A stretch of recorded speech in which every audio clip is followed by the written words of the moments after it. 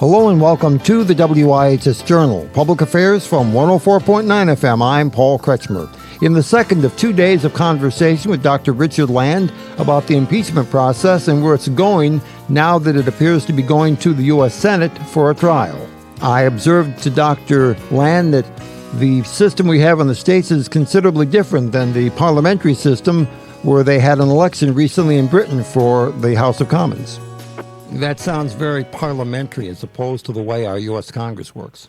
That's exactly right. They would have switched our government to a parliamentary type of government, which I don't think would serve us well, and it certainly subverts the Constitution. In your opinion, did the framers of the Constitution leave a lot of wiggle room for people who want to do something that isn't necessarily prescribed in the Constitution as written, but which perhaps should have been precluded by additional language, or would that be overreaching? Well, no, I think they tried to anticipate. When I was at Princeton, I had to read the Federalist Papers. I did too. had a course in constitutional law, and one of the great fears that the founding fathers had was that impeachment would be used for purely partisan political purposes. They were terrified of a purely partisan impeachment, and this is the first one in our history. This is the first time that you have an impeachment that is totally partisan.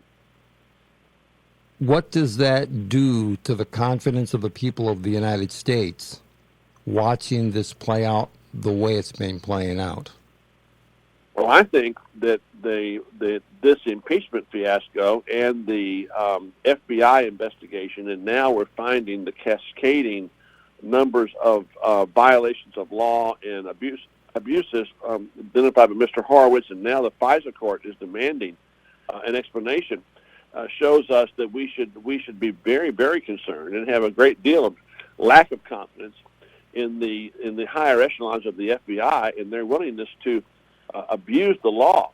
I also had a statistics course at Princeton, and if this was just numbskullism, if this was just lack of ability for all of these 17 cases of abuses where they altered records and did not give exculpatory information to the court, then half of those would favor Donald Trump and half of those would not favor Donald Trump. All of them, all 17 of them that we know about, hurt Donald Trump and helped Hillary Clinton. All of them. That is the only explanation for that is extreme bias on the part of the FBI against Donald Trump. How do we isolate the Federal Bureau of Investigation from that kind of behavior? Well, I think we clean house. I think we fire most of the upper echelons of the FBI. We continue with the Durham investigation. We continue with Mr. Barr's investigation and Durham investigation. Durham has far greater power for subpoenas and for he started a criminal investigation of the abuses of the FISA courts and surveilling American citizens and trampling upon American citizens' rights. And I believe that before Mr. Durham is through, there will be people going to jail. And that must happen. One way that we make sure this never happens again is the guilty parties go to jail.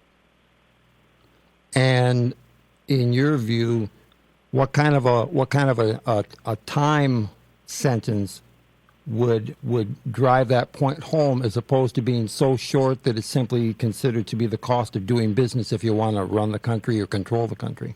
Well, I think any conviction is going to be prohibitive for people who are lawyers, because that means they can't be lawyers anymore. Right. People like Mr. Comey and others. I would think that if they did indeed deliberately spy, use subterfuge, and use means they knew were faulty and gave false evidence to the courts to spy upon American citizens and to spy upon an American presidential campaign, I think they need to go to jail for certainly some period of time, and they need to be found guilty and lose their license to practice. And I would particularly come down hard if they're found guilty beyond a reasonable doubt on Mr. Comey and Mr. Brennan and Mr. Clapper, because those three men have enormous power as the head of national intelligence, the head of the CIA, and the head of the FBI. Would we even be discussing this if something meaningful had come out of the Mueller report? You mentioned earlier that Speaker Pelosi has acknowledged that this has been kind of in the works for at least the last 2 years or so, and in some ways it seems like the Democratic Party's been reaching for one potential weapon after another, and the earlier ones didn't pan out the way they wanted, and this was always held in reserve to reach for in the end. Well, I think they fully expected Mr. Mueller and his lawyers to be the Death Star, Darth Vader and the Death Star, to cause the impeachment of Mr. Trump. And when that failed to pan out, after $35 million and almost 2 years of investigation, they couldn't find a thing. And it's interesting. The president cooperated with the Mueller investigation. He allowed his lieutenants to testify. He gave them millions of documents. And the reason is that Mr. Mueller's investigation was under the Justice Department, which is under the executive branch. Right. So the executive branch was investigating the executive branch, and Mr. Trump cooperated. If he were to just roll over and give the Congress everything that they want without a judge deciding, then he would be surrendering the power of the executive branch and doing it mortal harm. What do you think will be the outcome in the Senate? And would you agree with some people who say the Democratic majority in the House doesn't really expect a conviction, but they do expect the president's reputation to be so smeared that if or when he runs for re-election, that will be an anchor that will drag around, and they'll be able to somehow get the Electoral College and or popular vote that they thought they were going to get last time but failed and will get it this time instead?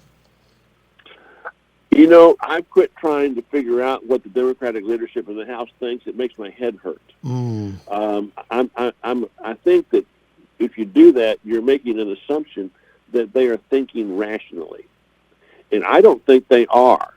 I think that they have become emotionally unhinged by their virulent hatred of Donald Trump. And I think that what they're doing now is counterproductive. Nobody expects the president to be convicted in the Senate. There's no evidence to convict him in the Senate. Even Schumer admitted that. He said, well, we don't have all the evidence. We need more evidence. The Senate is not supposed to collect evidence. The Senate is the jury. Right. The case is to be made or not made in the House, and then it is presented to the Senate as the jury to decide whether or not the House has made its case. That's the way the Constitution set it up. I don't think, frankly, if you look at the polls, this is hurting the Democrats more than it's hurting the Republicans at this point. Because you've already identified your relationship with Southern Evangelical Seminary, where can people find out more about what you do and what the seminary does in terms of serving the Christian faith? And they can go to ses.edu, and find out about the programs that we offer, and find out how we can help them understand Scripture better and understand a Christian worldview better.